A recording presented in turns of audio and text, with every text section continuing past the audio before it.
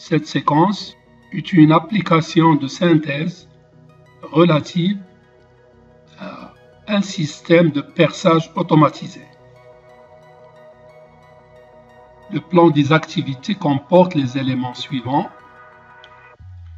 Premièrement, une mise en situation. Ensuite, une description du système automatisé. Troisièmement, le fonctionnement de ce système. Vous trouverez le cycle de fonctionnement, un graph-set de point de vue système, deux tableaux des affectations des entrées et des sorties. Quatrièmement, le travail demandé. Et enfin, les éléments du corrigé. La mise en situation. L'opération de perçage par usinage est l'une des plus utilisées dans la fabrication des pièces mécaniques. Cet usinage consiste à faire un trou dans une pièce. Ce trou est effectué par un forêt sur une perceuse. Le plus souvent, la pièce à percer est fixée sur un mort de cirage et l'outil est mobile. Le système est constitué essentiellement d'une unité de perçage, d'un mort de cirage mobile et d'un pupitre de commande et de signalisation. Comme vous le remarquez sur le schéma descriptif, le système comporte un moteur associé à un effecteur, deux vérins C1 et C2. Ils sont associés à leur tour à des distributeurs M1 et M2, un châssis, des capteurs et des contacteurs et un pupitre de commande. Et bien sûr, un châssis et des éléments où on fixe le moteur. Le fonctionnement du système. Le cycle de fonctionnement. Le capteur PP indique la présence de la pièce à percer. L'appui sur le bouton poussoir S permet le départ cycle. Le vérin C1 déplace le mort mobile pour serrer la pièce. Le capteur L11 indique que la pièce est serrée. Le moteur M supportant le forêt commence à tourner et le vérin C2 pousse le moteur vers le bas. Le perçage de la pièce commence et le capteur L11 indique que la pièce est serrée. Alors le vérin C2 remonte quand le capteur L20 est actionné. Cela indique que le forêt est retourné. Puis le moteur M1 et le vérin C2 sont arrêtés. Le vérin C1 retourne dans l'autre sens et le capteur L10 indique que la pièce est desserrée. Et enfin, on revient à l'état initial. Le graph-set point de vue système est le suivant. Il comporte 4 étapes. L'étape 0 est une étape d'initialisation, donc c'est une étape d'attente. Une fois les conditions initiales et le départ cycle sont vrais, on passe à l'étape numéro 1. À cette étape, on associe l'action serrer la pièce, puis la transition fin de serrage de la pièce. Une fois la pièce est serrée, on passe à l'étape 2 pour percer la pièce. Et à la fin de perçage de la pièce, on passe à l'étape 3 qui permet le desserrage de la pièce. Et à la fin de ce desserrage, on reprend l'étape 0. Ensuite, on a deux tableaux d'affectation. Un tableau pour les affectations des entrées et le deuxième tableau pour les affectations des sorties. Bon, ici, vous avez le compte rendu aux consignes. capteur ou bouton, la désignation et la variable associée à l'automate programmable industriel. Pour le départ cycle, il s'agit d'un bouton poussoir désigné par S, la variable associée est I1.1. Pour la présence de la pièce, c'est un détecteur à 3 fils photoélectriques. Sa désignation est EP, présence de pièce. Et la variable est I1.2, etc. jusqu'à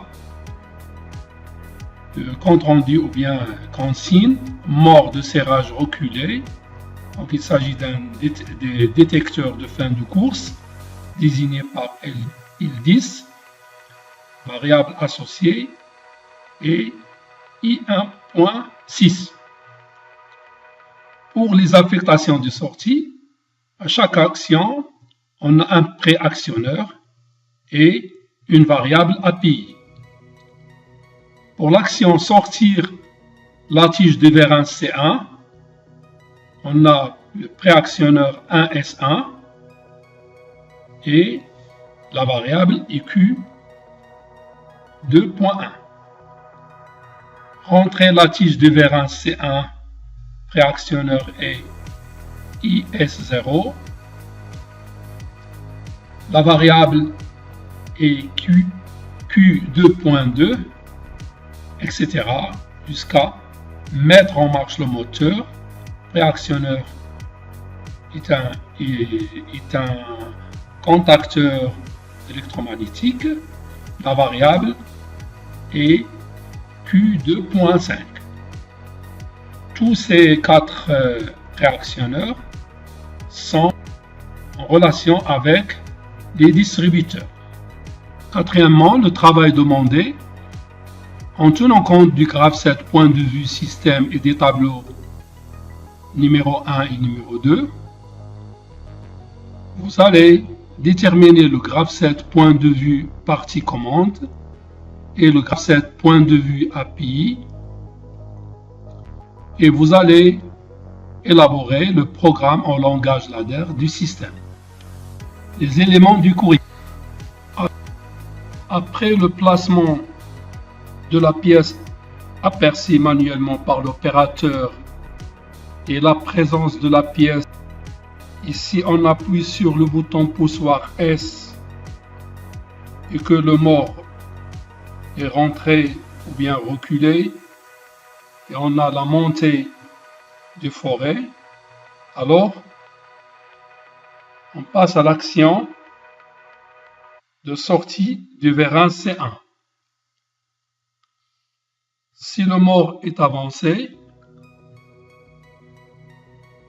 on a alors les actions sortie de la tige du vérin C2 et l'action du moteur M.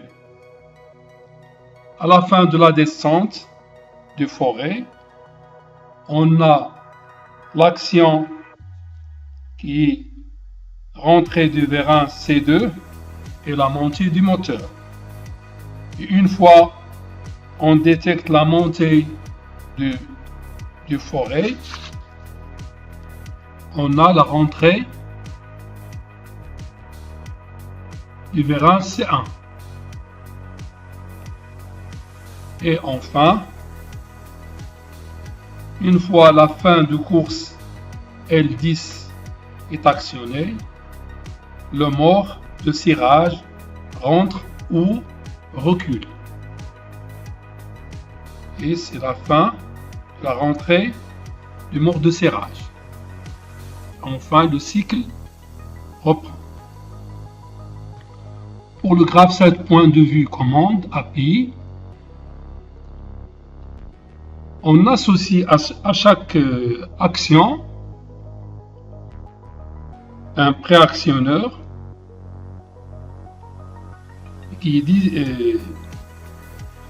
qu'on lui attribue un bit de variable API. La même chose pour les capteurs, on leur associe des bits de variable d'entrée qui sont indiqués par grand I et les variables de sortie par grand U. J'ai oublié de vous signaler ici que le Graph7 point de vue partie commande API ou bien partie commande PC, on a 5 étapes. Par contre, sur le Graph7 point de vue système, qui décrit uniquement le fonctionnement et pas la technologie ou la programmation, on a 4 étapes. Troisièmement, la programmation en langage ladder consiste à faire associer à chaque étape un bit interne. Ici est intitulé X-indice I. Alors, on part tout simplement de l'idée qu'une étape quelconque est active ou inactive, c'est-à-dire désactivée. En respectant les règles du Graph7, on pourra déterminer les différentes équations des étapes. Prenons par exemple l'étape numéro 1. Cette étape n'est active que lorsque les contacts I1, et I1, 2 et I1, 5 et I1, 5 et l'étape X0 associée à l'étape 0 sont tous égaux à 1. Donc ici, on a ce qu'on appelle le set, c'est-à-dire on active X1. Pour désactiver cette même étape, il faut tout simplement que l'étape suivante, c'est-à-dire X2, soit vraie, c'est-à-dire égal à 1. Voilà, ça c'est vrai pour tous les éléments du programme langage ladder. Voilà, merci de votre attention et à la prochaine vidéo.